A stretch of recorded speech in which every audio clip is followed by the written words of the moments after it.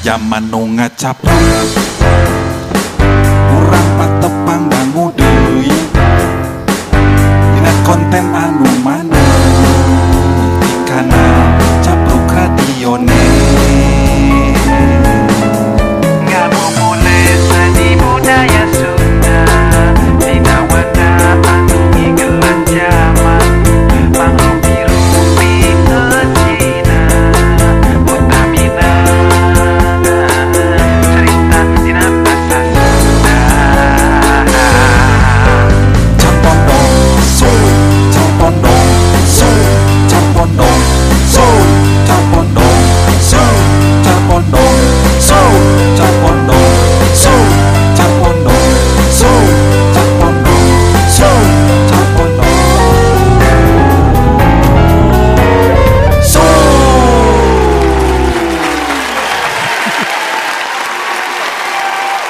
Alhamdulillah. Bismillah. Assalamualaikum warahmatullahi wabarakatuh. Para wargi kaum dangu netizen sadayana, alhamdulillah urang tiasa patepang dangu deui ngalangkungan ieu kanal YouTube Capruk Radionet.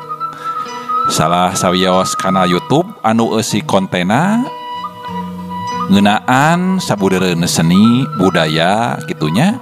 Sakudak sakedikna aya informasi utamina mah hiburan para wargi kaum dangu.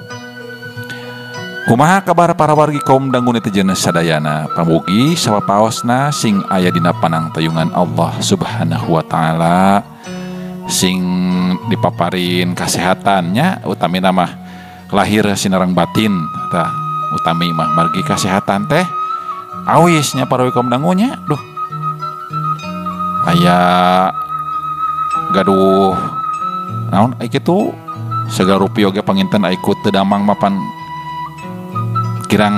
berkirang hesh anggar tani murung teh naon makanya aya berkirang segera berkirang berkurang maksudnya jadi kacaletot ya berkurang ngirangan kitu meureun Mang Caca nya kitu maksudna mah naon nu ngurangan teh naon bete eta Mang Gus maksudnya kan segala rupiah nya gaduh aci segala rupiah upami teu sehat mapan nya soal eta mah utami ni salah sawios nikmat nu dipaparin ku Gusti Allah teh sajabi anu paling utami nya eta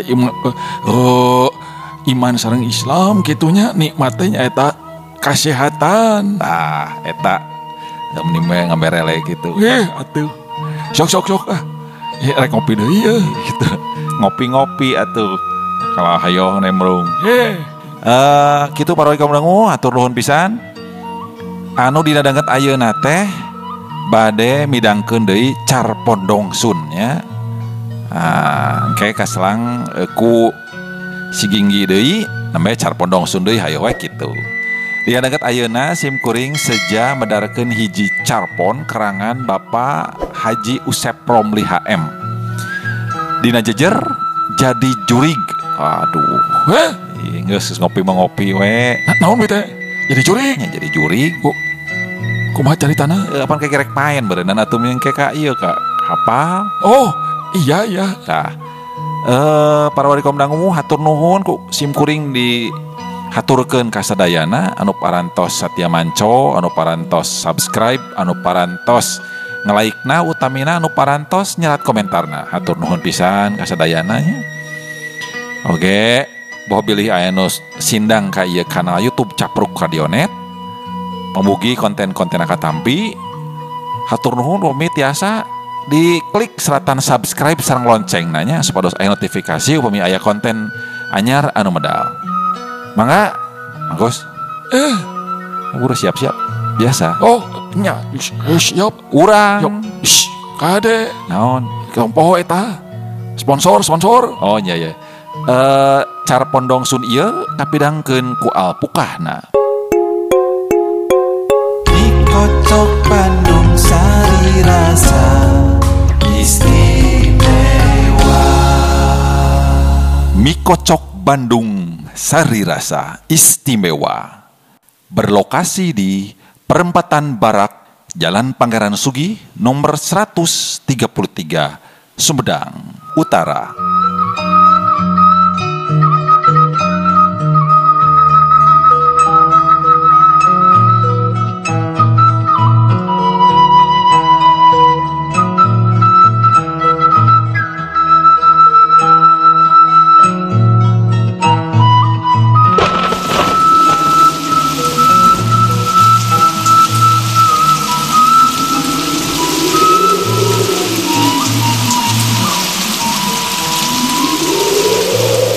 Cedem geus ti lohor keneh minuhan langit. Breg jadi hujan pada asar. Persis barang Ustad Jamil nepi ka tanjakan Pasir Barong. Lalampahan kandeg tukang ojek teu sanggupeun tuluy. Malah anggur guragiru mudun deui. Ustad Jamil oge kapaksa neangan keur nyuhan sanajan bajuna geus lantis ku cihujan. Breh ayah saung nenggang rada ngelok saeutik di sisi jalan, lumayan tambaran cucu teuing. Saung wawayagon eta teh hateup eurih geus buruk, hadena teu bocor kabeh. Aya keur nyalindung, malah aya pirunan pinuh ku huut badag. Aya suluh sababaraha teuk-teuk. Bisa eta keur siduru lamun daek ngahurungkeun nama. Burinyai bledag. Gelap saleser handap pisan. Burinyai deui bledag deui. Auzubillahi minasyaitonirrajim. Astagfirullah. Ustad Jamil naregteg tauz bari nutupan ceuli. Dituluykeun ku maca palak binas jeung ayat kursi. Saung eta para wali kaum dangu ucuk-ucuk ingeung.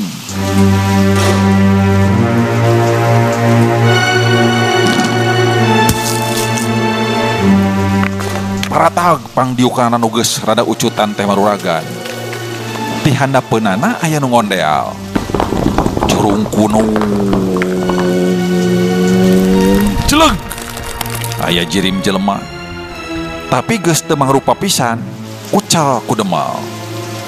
Baju narangsak ruak rawek, nutupan awak rekung kabina-bina. Beungeut peot leuwih ti peot. Teu beda ti kulit jeruk anu rek dikalua karek dijahit tina pangeeuman Ciapu.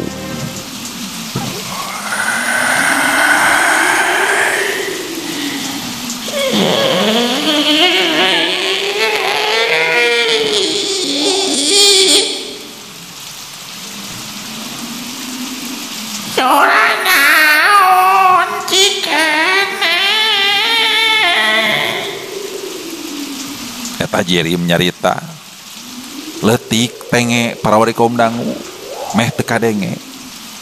Ustad Jamil morobot istighfar, bulak balik palak binas jeung ayat kursi, diselang ku doa menta padang tayungan ti kajahatan makhluk.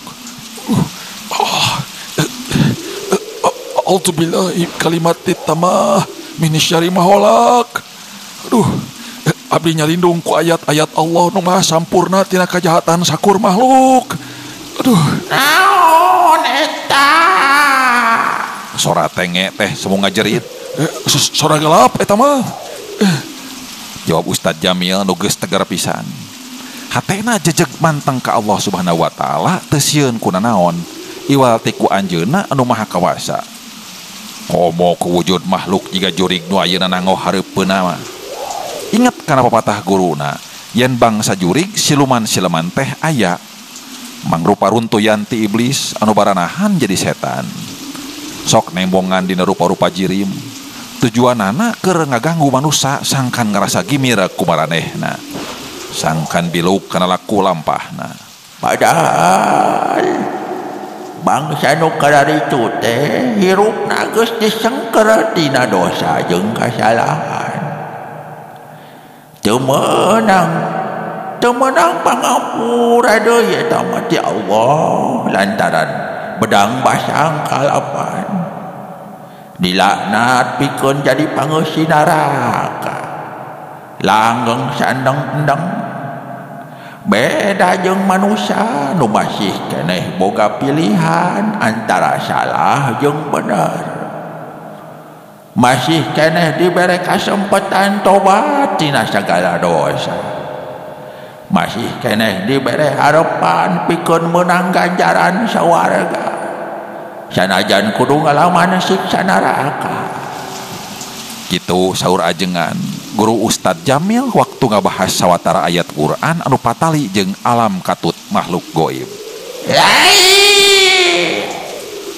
Lain gelap anu cikeneh dor dari.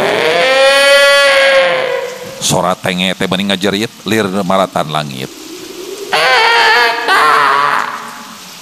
Eta sora anu diunikeun ku hidup tadi. Oh eta aduh. Ustadz Jamil ngagorolangkeun deui taud sepalak binas ayat kursi jeung doa-doa teh. Ujuk-ujuk kelepek bae eta jalma anu teu puguh wujud teh teuing paeh teuing kapaehan. Para wargi kaum dangu hujan di luar masih keneh ngagebret. Poe maju reupreupan lalampahan raraanggang keneh sapudunan deui ka lembur. Unggal kemis bada lohor Ustadz Jamil boga pancen mere pangajian di lembur Cihapit. Amanat ti guruna di pasantren anu omat-omatan pisan urang Cihapit kudu diaping di jaring tina bag-bagan kaislaman. Sabab beda jeung lembur-lembur sejen di sabudureunana anu geus kawilang ngigama. Urang Cihapit mah rea keneh anu bureng. Maklum atuh ti zaman jajahan Walanda keneh geus kamasur minangka tempat padukunan jeung kabatinan. Atuh barang gubrag merdika di dinya teh para warga dangu dibabad ku gorombolan. Nya dibangpaatkeun ku paham komunis anu saolah-olah ngabela urang dinya. Saprak tahun 1862 di Cihapit mah eueuh masjid hiji-hiji acan. Masjid nu geus aya ge di arantep nepi ka rubuhna. Apan komunis teh anu teu percaya kana ajaran agama. Sanggeus kejadian reuweuh-reuweuh gerakan 30 September tah. Ayeuna tos si September nya para hukum dangu nya. Anu tahun 1965 teh kakarek aya tajuk diadegkeun. Urang Cihapit mimiti muntruk-muntruk dialajar agama. Kaasup para kekentongna anu kungsi nyirekem di pangbuyan. Boh Nusa Kambangan, boh Pulau Buru. Pancen ngapi ngajaring urang dinya ku ajaran keislaman dimitian ku ajengan sepuh. Ramana ajengan guru Ustadz Jamil. Dituluykeun ku putrana dibantuan ku para santri senior. Ayeuna ragrag ka Ustadz Jamil anu geus dibukimkeun di kampung Cibantar 3 kilometer ti Cihapit kurang leuwih 10 tahun ka tukang. Peledak harita gelap nyamber deui. Nu ngelepek anger keneh nyangkere. Ustadz Jamil bingung kumaha pipataheun harita. Balik bae kitu. Tapi teu tega ngantep anu sakitu sangsara pikawatireun. Para wargi kaum dangu etah teu rea mikir deui regeyeng makhluk anu teuing jelema teuing naon teh etah dijungjungkeun. Dipanggul eta ku Ustadz Jamil teu malire hujan ngagebret keneh. Laju Ustadz Jamil muru lemburna di beh lebak.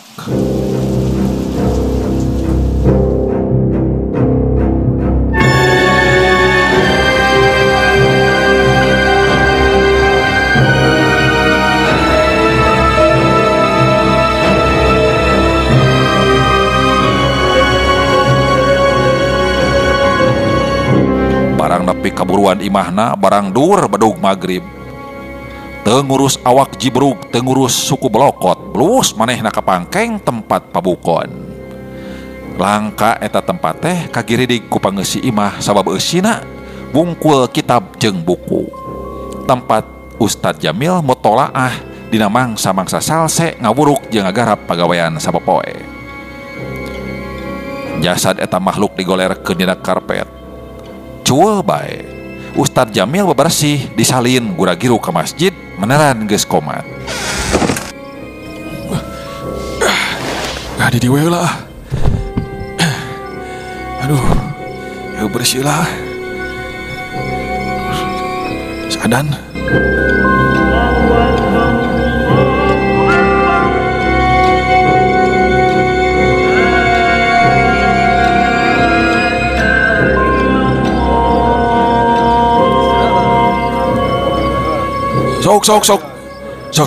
Sok tuluykeun ngaimaman sok. Cek Ustad Jamil barang menjo santri geus aya di paimbaran. Ngolese deui ka jajaran makmum. Entong jang sae teh karena teh nabi teh saha? Abdi Saha? Opik. Jang opik sok tuluykeun keun bae sok. Ari eta sa karek ningali eta mah? Abdi, Heeh. abdi mah Bayu. Oh Bayu. Anu sok keusian galon. Mohon. Nya sok. Tah kitu salat sok. Bener teh. Santri anyar ya. Duh, alhamdulillah atuh. Para wali kombangu beres salat, Ustad Jamil ngembarkeun moal bisa ngawuruk ngaji kitab sakumaha biasana. Para santri dibere pancen tadarus Quran nepi ka Isya. Geus kitu mah leos deui ka imah. Buru pabukon teh.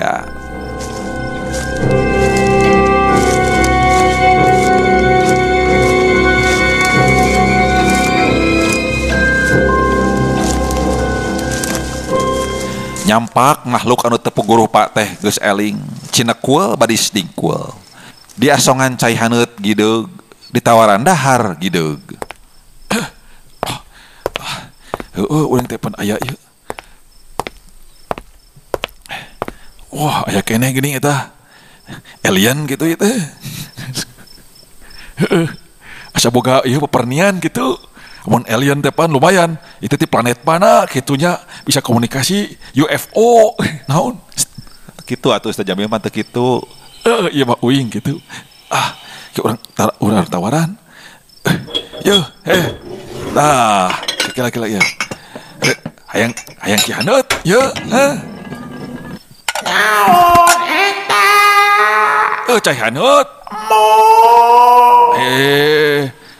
Nah atuh, mah teu tiris, sok buru. Lamun bandrek madae. Wah, cai herang haneut lumayan atuh. Mongnya jadina mong. Rek pamenta. Iya tuh ya dahar. Yo tuh. Nah. Tuh. Rek ya. Preciken. Manya aya di lembur aya preciken. Aya goreng hayam lin, preciken teh. Iya kayak hayam digoreng tuh. Tapi lain kitu kudu make tipung atuh. Eta mah naon aya goreng. Pokoknya mah preciken we. Goreng ayam kampung eta mah gitu mah. Hayang, makhluk. Naon eta? Goreng hayam. Yo, sasauna yo hanut keneh yo. Make mayones teh. Goreng patut teh kayak rek hayang deui. Maksud teh bisi we lapar jeung halabam gitu ye. Geus 80 tahun kami teu kararawan kadaharan manusia biasa. Sorat tenge haros-hos meh teu kadenge. Duh teu biasa nong toreng bieu mah Meni bentes gitu. Tibatan kieu. Bener Markus meni kene kitu tah bieu bentes gitu. Bengke. Sok lanjut lah. Kira-kira naon? 80 tahun. Aduh. Nah dahar nginum naon bae atuh sakitu lilana? Dahar kahakanan juri. Bangsa bangke. Kokotor. Cikolong merat.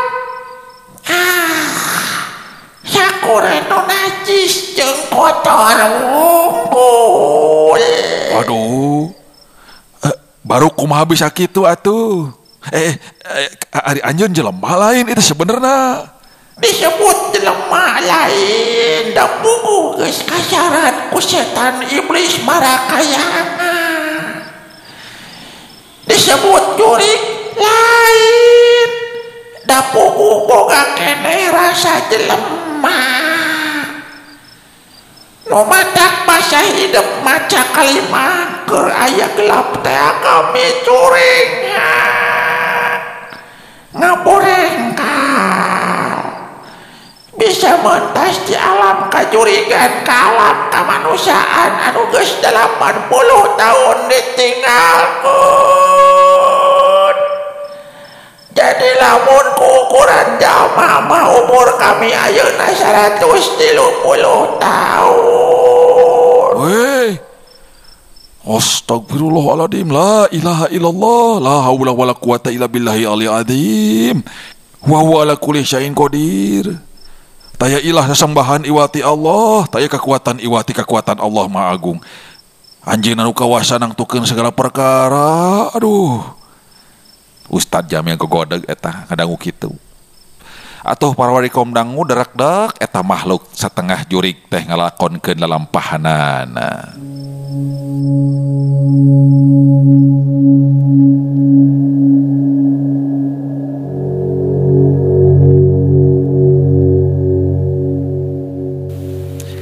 Cenah keur umur 30 tahun.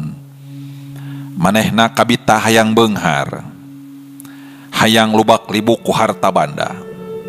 Ngumaha bae kadukun anu bisa mere jalan pikeun munjung ka Buta Hejo anu ngageupeuh Pasir Barong. Beti nekanan pisan sanajan syarat-syaratna berat kacida. Nya eta kudu ngalepaskeun ageman kepercayaan agama, sanggup mere wadal jeung babakti ka Raja Buta Hejo lamun geus nepi ka wates perjanjian. Pecat iman mah gampang, dadi budak oge teu diajar agama. Ngagem Islam ukur ngaku wungkul lantaran taranedunan kewajiban salat, zakat, puasa, komo haji. Maca syahadat ge keur budak nu kagungsi nu kahancur. Maklum kolot-kolot jeung dulur-dulur sarua teu ngarigama. Nya kami nyanggupan syarat-syarat ti Raja Buta Hejo, asal bener-bener beunghar rea keton. Tah, kumaha kabuktian harita? Kabuktian usaha kami kana dagang, kana tani, katut anu sejenna teh beborengkalan. Beborengkalan? Maksudnya karena barangkal kumaha? Nah, atau beborengkalan gitu juga. Tambah kiasan, maksudnya teh jadi bleg-blegan gitu. Heeh. Ustad teh kunaon? Bodoh. Is, teu meunang kitu sia. Ngare teu sopan teh. Udah bener atuh. Tuluykeun tong. Tuluykeun. Sok. Beborengkalan, tuluy. Kabeh ngadatangkeun untung. Duit saleuit. Masa gudang teh nyaan. Ngan edas pameulina karek 3 bulan recep ku perhiasan pamajikan maot. Aduh, karunyanya. Aya nu ngarampok sabot balik di pasar. 3 bulan ti harita budak nu cikal cilaka. Mobil nu karek dibeli saminggu 3 brus kana jungkrang. Kitu jeung kitu bae. Dulur baraya adalah indung bapa jeung mitoha duanana maraon. Tuluy boga deui bojo karandang orang. Wes. Naon? Bisaan euy. Naon? Ante betulikeun. Gancang ka kandungan manehna teh. Barang bro ngajuru orokna persis buta yo. Ulah. Nya kulitna geunteu. Beungeut keduil. Bari geus kuntuan kawas jalma dewasa. Pamajikan ngaganggalok ceurik nyuuh kana lahunan. Sasadu yen salila dipihukum teh mindeng dipaksa piruksa sapatembon ku makhluk jangkung badag. Makhluk jangkung badag. Oh, bawa artis teh mah, artis sinetron, artis India. Naon eta tuh? Artis India ge jangkung badag. Maksudna ku naon seuseyan we atuh. Ieu mah. Lain maksudna si Buta Hejo eta. Oh, si Buta Hejo. Malah harikeun sapatembon jeung salaki ge eta makhluk sok ngawaskeun bari ngancam ajarkeun teh. Ngamang-ngamang gegendir. Gitu atuh. Kuring ge teu ngarti. Pedah naon ngamang-ngamang kegendir. Kela kegendir rumahan. Naon? nya gegenir gitu, ngamang-ngamang gegenir gitu maksudnya. Sok kemana wae nya? Maksudnya teh naon maksudna ngamang-ngamang gegenir. Nah, beda amek gitu sapat tamon jeung si pamajikan anu eta teh ya. Nya teuing atuh. Yo, cenah ngati-ngati lamun ngalayanan ku perasaan. Oh, jadi temenang make perasaan ngelayanana teh. Paingan unggal sono bogoh ka pamajikan sok dipapaharekeun bae da dipaksa miduahan teh. Hei, gitu atuh buta hejo teh. Mengajarkan mendua hati. Tah lantaran ngarasa rugi ka bina-bina ku pengorbanan pikeun harta anu teu sabaraha kagunaanana. Kami datang ka dukun anu bareto ngajalanan. Rek ngabolaikeun perjanjian. Teu kuat nadunan syarat-syarat anu geuning leuwih berat tibatan anu bareto dimadamikeun. Sanggeus dukun nepungan Raja Buta Hejo kurunyung ka imah. Ngabejakeun perjanjian geus dibolaikeun. Kari aya hiji syarat anu kudu dituduna. Allah. Syarat naon deui? Eta pertanyaan kuring oge ka dukun. Syarat naon deui atuh? Terus ditemalana kumaha? Tembalna teh teuing naon cenah teh nyebutkeun da engke penting rek datang nepungan ka Andika. Kitu cek dukuna. Ari pentingna teh nya bae utusan Raja Buta Hejo datang. Kami diseret, dibangkol, disiksa saja jalan nepi ka hareupeun raja dibantingkeun satekeurna. Loh. Terus Cek Buta Hejo ngomongna kieu.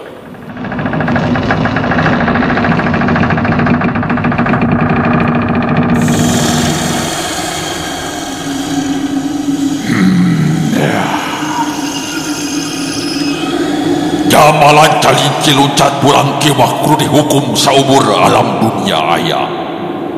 Baehna bareng jeung poyan lebur kiamah. Wasup ka neraka bareng jeung bangsa urang sakabeh tur langgeng di dinya.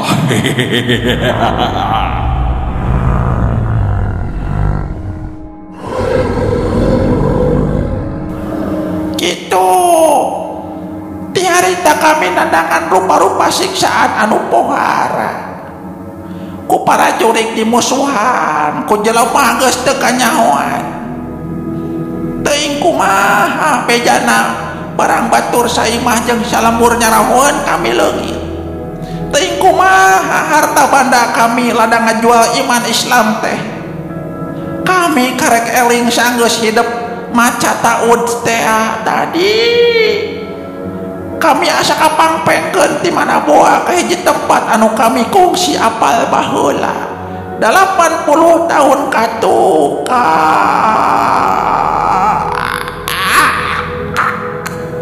Langgarak deui para warikom dangu eta makhluk anu teu puguh rupa teh kapaehan. Ngap kawas anu sakarat bae. Keur kitu di luar sada aya nu ngaguruh. Sora lengkah blag blik bleg deket kamar pabukon Ustadz Jamil.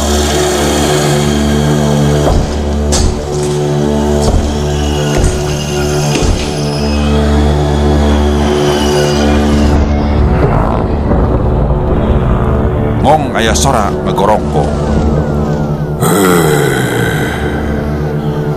Jaman waya di jero. Kadiekeun eta jasad makhluk anu ku Andika di sanghareupan. Manehna keur nandangan hukuman. Kabur ti wewengkon kami. Anjeun mawadianan bawa. Geuningan. Sok cokot bae ku sorangan. Asup ka dieu. Ustadz Jamil ngagorowok deui.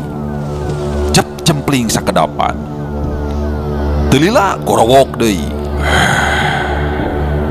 Mun teu dibikeun ku kami rek dipaksa jeung anjeun sakalian milu. Sok cokot ka dieu. Kumaha atuh kudu dikirimkeun kana paket atau kumaha ieu teh?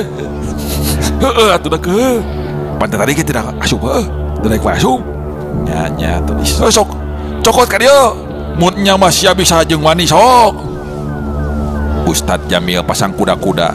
Hei, ya, sia sok. Taya nu bisa maksa ka aing iwati Allah Subhanahu wa taala katut rasulna Kanjeng Nabi Muhammad sallallahu alaihi wasallam sok. Aing ukur anut kana aturanana. Aing nolak aturan sahabat anu papaling pangjeng aturanana anu dipenjer beaskeun ku Kanjeng Nabi sallallahu alaihi wasallam sok. Kajeun teuing aturan buta hejo aku aing dilawan. Sok, asup sia. Seor para warikom dangu.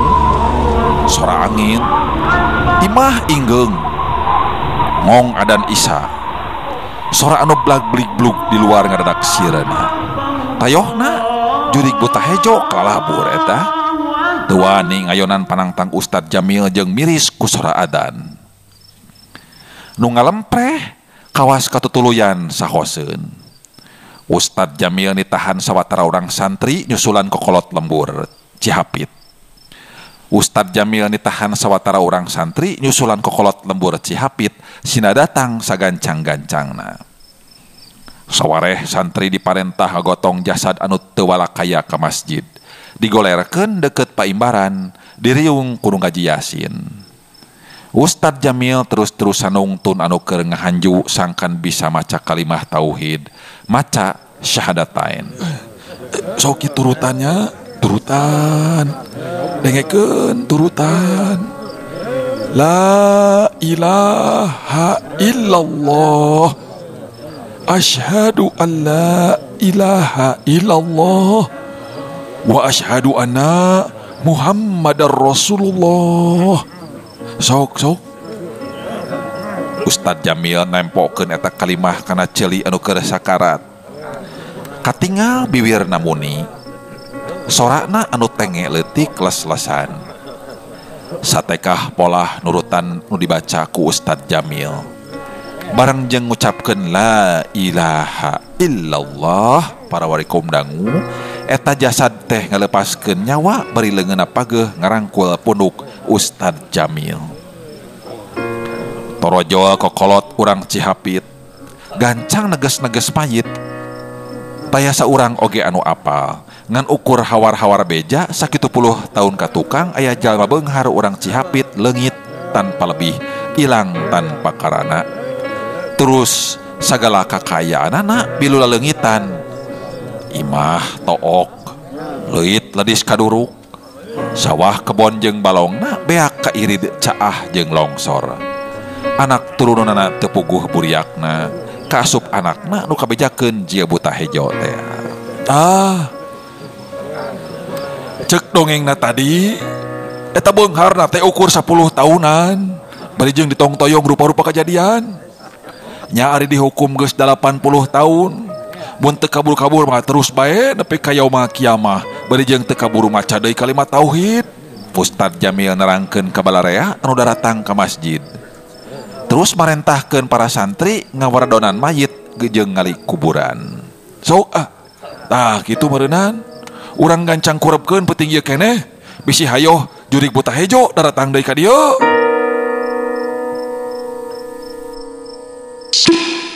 Euleuh rupina para wari kaum dangu netizen sadayana parantos kapidangkeun carios jadi jurig gitunya karangan Bapak Haji Usep Romli HM. Naon ye anu tiasa dicana kurang sadayana tidak ieu carios. Salah sabiosna nya panginten sapartos anu atos-atosnya urang teh urang syukuran karena sakur nikmat anu parantos dipaparenkeun tong kabongroe ku kahirupan atarapi kadunyaan anu ngajak nincak kana jalan mengpar tinu parantos ditangtoskeun atanapi digariskeun ku ajaran Allah Subhanahu wa taala. Simkuring dadaya punten wireh seueur kakirangan sareng kalepatan dina mintonkeun cariosna. Boh bilih aya cariosan anu pondok nyogok panjang nyugakna nya anu kasabit nami nuju alit kasebat asma dewasa sareng tempat eta mabungkalasan bae sanes kaeng haja-haja simkuring udah diapunten anu sagageungna. Urang patepang dangu deui dina konten anu salajengna. Amugi sakur konten anu dipidangkeun tiasa maparin ka urang hikmah manfaat utami nama hiburannya. Urang tepang dangu dina konten salajengna nyaeta cariyos si Ginggi nya lakon si Ginggi teh. Wabillahi taufik wal hidayah. Wassalamualaikum warahmatullahi wabarakatuh. Salam Bakto.